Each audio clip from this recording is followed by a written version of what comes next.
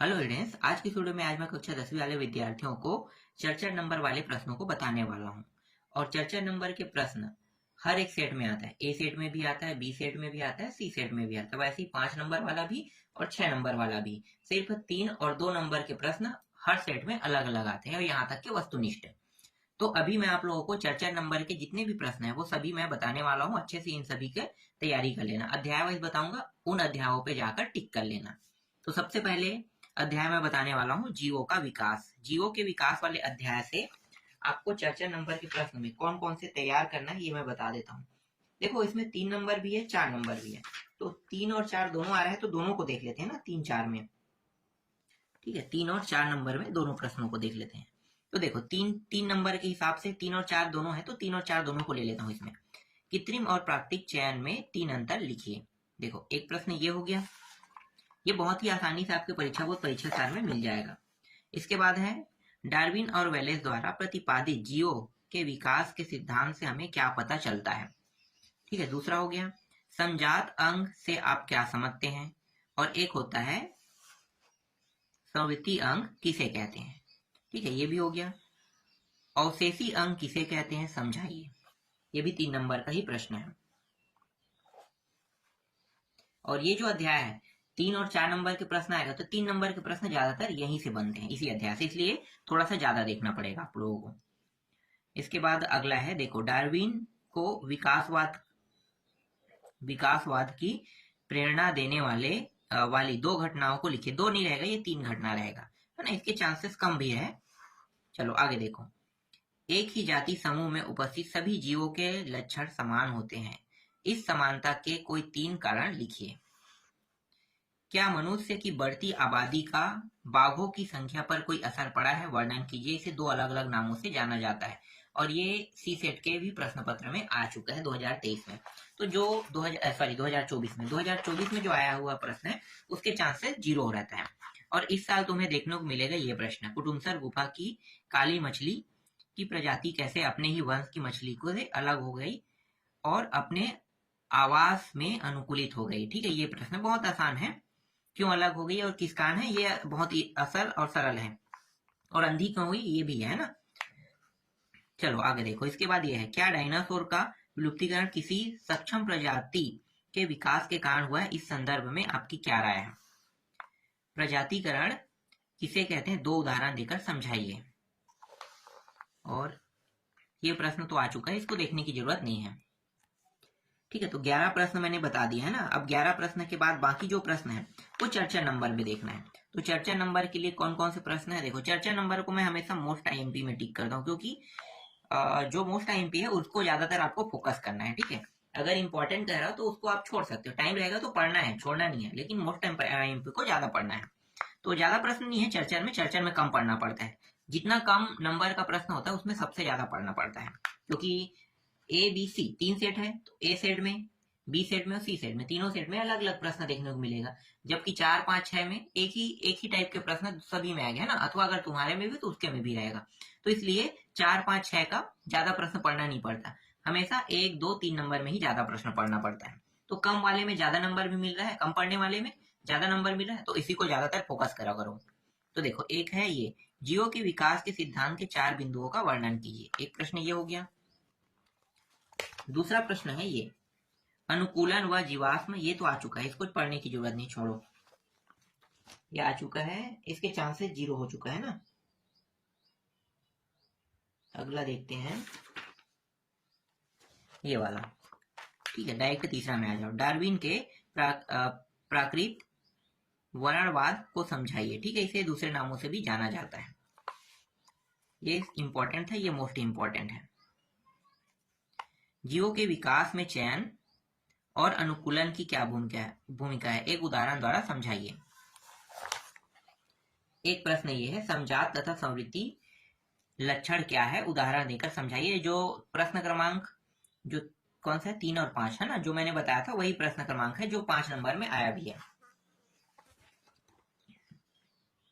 चलो अब अगला देखते हैं, ये हो गया। इसके बाद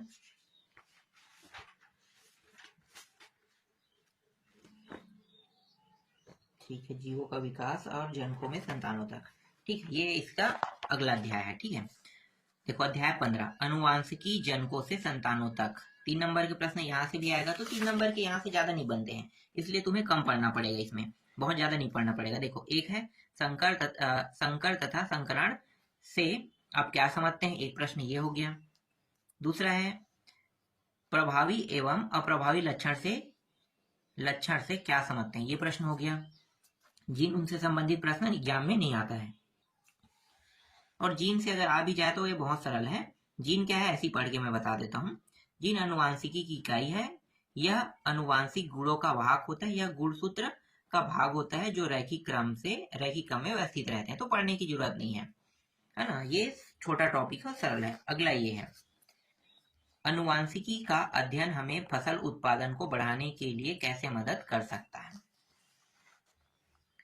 मेंडल के द्वारा किए गए प्रयोग में विपरीत लक्षणों में उत्पन्न पहली पीढ़ी के कारण किस प्रकार बनेंगे, रेखाचित्र द्वारा दर्शाइए कह रहे हैं ना। ये सब 3-3 नंबर के 3-3 नंबर के इस अध्याय से सिर्फ 4-5 प्रश्न है, ज्यादा नहीं है। अब आ जाते हैं, एक प्रश्न और है 3 नंबर और 4 नंबर में भी देख सकते हो इसे। मेंडल के पृथक्करण के नियम को समझाइए, है ना। 3-4 दोनों में से किसी में भी देखना चाहो देख लो। तो 3 नंबर के प्रश्नों को कभी भी मैं मोस्ट इंपॉर्टेंट नहीं कहता हूँ, 4 नंबर के प्रश्नों में मैं मोस्ट इंपॉर्टेंट लगाता हूँ, है ना। 4 नंबर में देखो तो ये प्रश्न है 4 नंबर में मोस्ट इंपॉर्टेंट। अनुवांशिकी के जनक कौन है, अनुवांशिकता के 3 नियमों को लिखिए। अपूर्ण प्रभाविता को समझाइए, है ना, ये भी मोस्ट आईएमपी है। एक ही जाति व एक ही जनक में समानता व विभिन्नता क्यों पाई जाती है, ये भी मोस्ट इंपॉर्टेंट है। अगला है अनुवांशिकी का जनक किसे कहा जाता है, उन्होंने किस पौधे पर अपना प्रयोग किया, उस पौधे को चुनने के 2 कारण लिखिए, तो ये भी मोस्ट आईएमपी प्रश्न है। और एक प्रश्न और है, ये एग्जाम में आ चुका है लेकिन इसको आपको दोबारा देखना है, ठीक है, क्योंकि ये रिपीट हो सकता है 2024 में। इसका मतलब ये नहीं कि 2024 में वापस नहीं आएगा, ये आ सकता है। ये बहुत ज्यादा इंपॉर्टेंट है, इसलिए मैं बता रहा हूँ। तो इस प्रश्न को देख लेना, मनुष्य में लिंग निर्धारण की प्रक्रिया का सचित्र वर्णन कीजिए। इसको दूसरे अलग नामों से जाना जाता है। तो देखो ये जो है इस नाम से आया है ना, ध्यान देना, ये अब इस नाम से भी आ सकता है। तो ये हो गया आपका 4 नंबर का प्रश्न, है ना, इस अध्याय से। अब देखो अध्याय 16 हाइड्रोकार्बन के व्युत्पन्न। यहाँ पे 2 के भी आएंगे लेकिन मैं सिर्फ 4 का बताऊंगा, ठीक है। हाइड्रोकार्बन के व्युत्पन्न देखते हैं, ज्यादा प्रश्न नहीं पढ़ना पड़ेगा, 4 में बहुत कम पढ़ना पड़ता है। कहाँ पे भाई, देखो यहाँ तो नहीं है, फालतू को हटा देते हैं, ठीक है। बहुलीकरण, ये 2 नंबर के प्रश्न है। देखो ये है टेफ्लॉन बनाने का रासायनिक समीकरण व इसके 2 उपयोग लिखिए। 4 उपयोग हो सकता है, ये इसको रख लेते हैं, रासायनिक समीकरण और 2 उपयोग, हाँ ठीक है, 4 नंबर में आएगा। तो ये मोस्ट आईएमपी प्रश्न है, ठीक है। इसके बाद देखो ये भी प्रश्न है एथेनॉल वाला, मोस्ट आईएमपी प्रश्न है। 2 प्रश्न हो गया, है ना। चर्चा नंबर का, चर्चा नंबर में ये भी मोस्ट आईएमपी है, मोस्ट आईएमपी प्रश्न है। सिरका किसे कहते हैं, और ये पीवीसी वाला आ चुका है ना, तब भी से मैं इसे मोस्ट आईएमपी में ले रहा हूँ। ज्यादा प्रश्न नहीं है, बार बार रिपीट हो रहा है, तो रिपीट वाले प्रश्नों को लेना ही पड़ेगा, एक आध प्रश्न आएगा ही आएगा। और ये सिर्फ इंपॉर्टेंट है, कम घनत्व वाले पॉलीथीन और उच्च घनत्व वाला पॉलीथीन में क्या अंतर है, ठीक है, ये हो गया। अब देखते हैं दैनिक जीवन में रसायन। इस अध्याय से 4 नंबर के कौन से प्रश्न आपको पढ़ना है। देखो 4 नंबर में ये है प्लास्टर ऑफ पेरिस, ठीक है, ये मोस्ट इंपॉर्टेंट है। ये 4 नंबर का हो गया, ठीक है। ये भी 4 नंबर का, ये मिला के आएगा, तो 5वां और 6वां प्रश्न दोनों को मिला देगा तब आएगा ना, तो ये मोस्ट इंपॉर्टेंट प्रश्नों में से एक है ये भी। इसके बाद साबुन वाला, ठीक है, ये भी मोस्ट इंपॉर्टेंट प्रश्न है। मिसेल का निर्माण किस प्रकार किया जाता है, ये प्रश्न भी मोस्ट इंपॉर्टेंट है, ठीक है। ये हो गया दीर्घोत्तरी प्रश्न क्रमांक 1, दीर्घोत्तरी प्रश्न क्रमांक 2 भी मोस्ट इंपॉर्टेंट प्रश्न है। सीमेंट निर्माण विधि के विभिन्न चरणों को लिखिए, बस इसमें इतना ही है।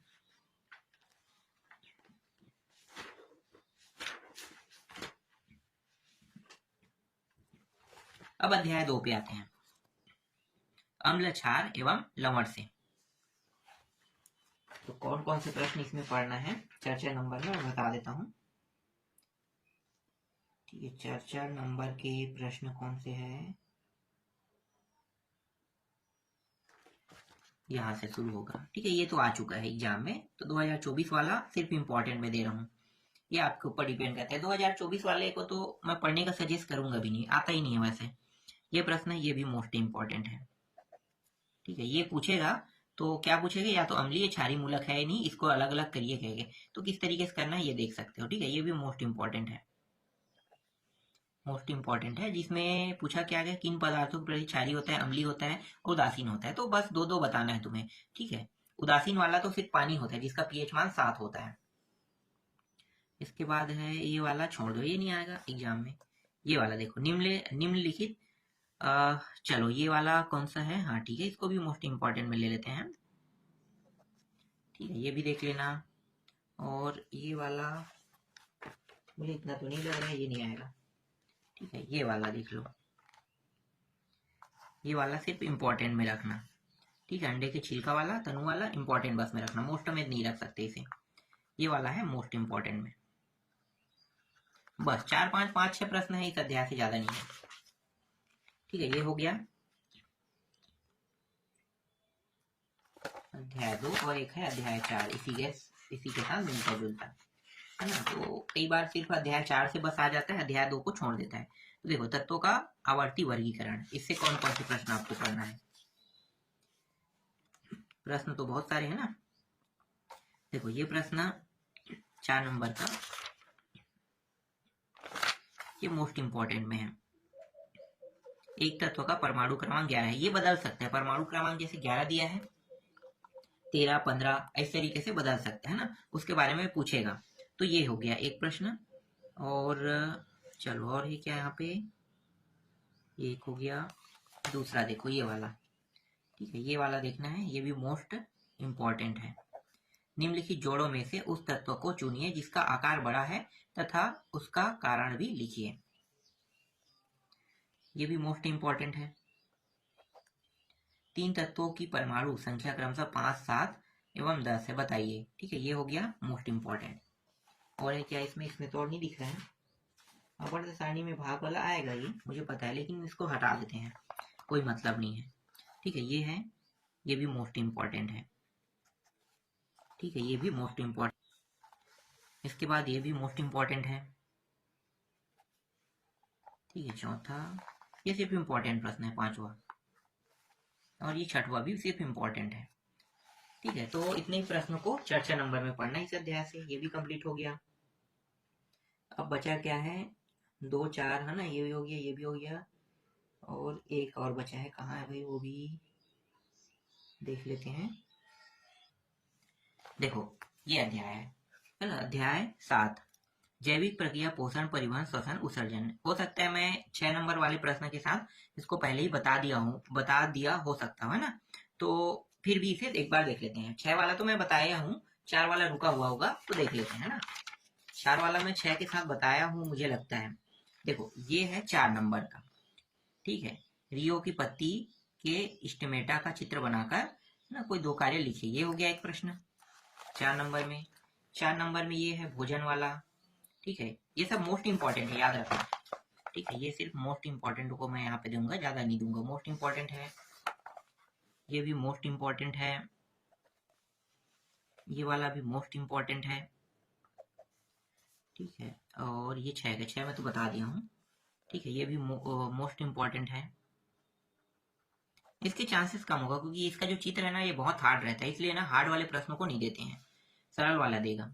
ये मोस्ट इंपॉर्टेंट। ठीक है, 4 नंबर में मोस्ट इंपॉर्टेंट, 4 का 6 में आ सकता है। और ये क्या, ये है 4 नंबर में। तो ठीक है, ये भी मोस्ट इंपॉर्टेंट है, ये आ चुका है 2024 में, इसको चाहो तो छोड़ सकते हो, मैं सिर्फ इंपॉर्टेंट में दूंगा तो इसको। ठीक है, मोस्ट इंपॉर्टेंट में हटा देता हूँ, ये भी 2024 में आ चुका है, ये तो 6 नंबर वाला है ना, 6 को हटा देते हैं पहले ही, 6 को नहीं देखेंगे, ये है 4 नंबर मोस्ट आईएमपी प्रश्न। ठीक है, मोस्ट इंपॉर्टेंट प्रश्न ये है। और ये क्या 4 नंबर में नहीं है। ठीक है, ये तो खत्म हो गया 4 नंबर वाला, अब इसमें नहीं है। अब आते हैं अध्याय 8 पे। देखो जैविक प्रक्रिया भाग 2 है ना, नियंत्रण समन्वय।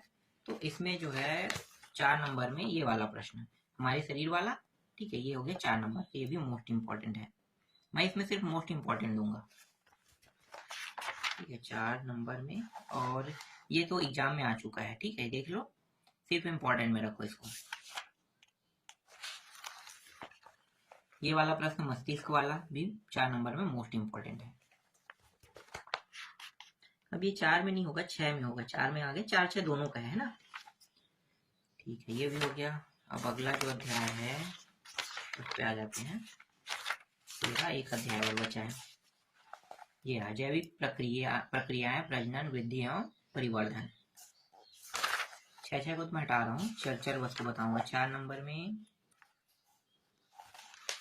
देखो ये प्रश्न 4 और 6 दोनों में दिया था ना, तो 4 6 दोनों में है और ये भी मोस्ट इंपॉर्टेंट में है। ठीक है, इतना हो गया। और है क्या 4 नंबर में, मुझे नहीं लगता इसमें मैं 4 नंबर में प्रश्न ज्यादा रखा हूँ, बहुत कम रखा हूँ मैं। देखो जैसे कि ये है 4 नंबर, मनुष्य के नर जनन तंत्र का वर्णन कीजिए। दे दिया हूँ तो भी एक बार टिक कर लेना है ना, 4 नंबर वाला। मनुष्य के मादा जनन तंत्र का चित्र सहित वर्णन कीजिए, ये हो गया 4 नंबर। ये सब मोस्ट इंपॉर्टेंट है दोनों, ठीक है, ये दोनों जो है, मैंने मोस्ट इंपॉर्टेंट नहीं लिखा है, लेकिन ये दोनों मोस्ट इंपॉर्टेंट है, ठीक है, बस इतना ही प्रश्न। लैंगिक और अलैंगिक वाला 2024 में आ चुका है, इसके चांसेस कम है। तो इस तरीके से 4 नंबर और कुछ प्रश्न 3 नंबर वाले भी है ना, तो एक अध्याय, एक जो इकाई है उससे 3 नंबर वाले प्रश्न है, और बाकी 3 इकाइयों से अकेला सिंगल चर्चा रंग के प्रश्न मैंने बता दिया। तो इन सभी प्रश्नों को अच्छे से टिक कर लेना, जब पेपर होगा आपका तब आप इनको पढ़कर जाना।